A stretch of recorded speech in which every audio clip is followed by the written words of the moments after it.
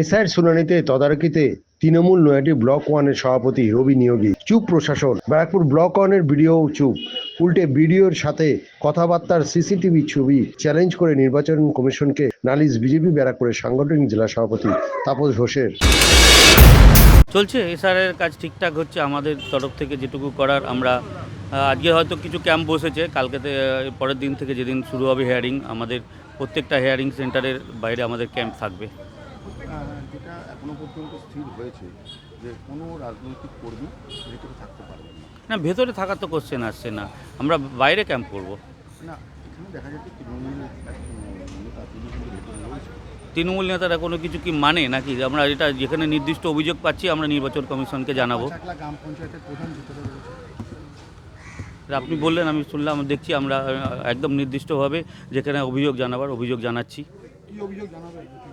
যেখানে নির্বাচন কমিশন যখন নির্দিষ্টই করে দিয়েছে হিয়ারিংয়ের ভেতরে কেউ থাকতে পারবেন না, উনি কোন হুনু যে ওখানে উনি ভেতরে থাকবেন? উনি নির্বাচন কমিশনের কে? উনি কোন সরকারি অফিসার উনি ভেতরে থাকবেন? ব্লক সভাপতি তো এটা তো সরকারি কোনো পোস্ট না, এটা তৃণমূলের পার্টির পোস্টে তো ওখানে থাকার নিয়ম নেই। এরকম যদি মনে হয় আমরাও ভেতরে ঢুকবো, যদি একটা অরাজকতা তৈরি হবে, তার থেকে ভালো ওনারাও বেরোক, আমরাও বাইরে বসি, সবাই মিলে বাইরে বসুক না।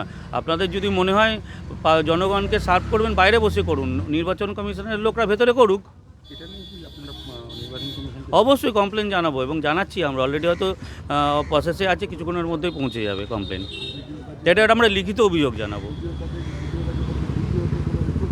ভিডিও জানাচ্ছি, চলছে। আমি শুনলাম কিছুক্ষণ আগে, আমি বলেছি কথা অলরেডি, একটা লিখিত অভিযোগ আমরা জানাবো ভিডিওকে। হ্যাঁ, সেটাই তো বললাম, আমরা জানাচ্ছি, লিখিত অভিযোগ জানাবো, আসছে কিছুক্ষণের মধ্যে আমাদের লোকজন। আরে দেখছেন তো, আপনারাও তো দেখতে পাচ্ছেন, আপনারাও তুলুন, আমরাও তো চাইবই। আমরা তো যখন লিখিত অভিযোগ আমরা তো সবাই মিলে দেখছি, এটা তো গোপনের কিছু নেই। উনি ভিডিও ঘুরে বেড়াচ্ছেন, অফিসের ভেতরে ঢুকছেন, উনি তো সরকারি কেউ পদাধিকারিক না এবং নির্বাচন কমিশনে কেউ নেই। মাইক্রো অবজারভার অলরেডি পৌঁছে গেছেন, তাদের সাথেও আমাদের কথাবার্তা হচ্ছে, মাইক্রো অবজারভাররাও দেখছে তো না। কথা বললাম, একটা কাগজের ব্যাপারে জিজ্ঞেস করলাম যে আপনারা কী কী চাইছেন, আমাকে তো জেনে নিতে হবে কী কী চাইছে, অনেকে তো বুঝতে পারছে না। নির্বাচন কমিশনার নির্দেশ পাঠিয়েছে কোনো রকম রাজনৈতিক নেতৃত্ব ভেতরে যেতে পারবেন না। না, আজকে তো আমাদের অফিস খোলা, তো আমরা প্রধান, তো আমরা যে প্রশাসনিকে আমরা তো যেতেই পারি, বিডিও অফিসে তো প্রশাসনিকে যেতে পারে। আমরা তো হেয়ারিংয়ের জায়গায় যাইনি তো, কোথাও কোনো ঘরে ঢুকিনি তো। আমরা দেখাতে পারবেন কোনো ঘরে ঢুকেছি আমরা? দাঁড়া যে হেয়ারিং সেন্টারে কথা বলছিলেন, হ্যাঁ, না ওটা তো আমরা অন্য কথা বলি, ওটা হেয়ারিং নিয়ে আমরা কোনো কথা বলিনি, ওটা প্রশাসন বুঝবে। হেয়ারিংয়ের যে ঘরে হচ্ছিল সেই ঘরে তো কথা বলি না, ঘরে ঢুকিনি তো, আমি কোনো ঘরে ঢুকিনি তো, আমি কোনো ঘরে যাইনি তো। কোনো ঘরে দেখাতে পারবেন যে আমি কোনো ঘরে ঢুকেছি?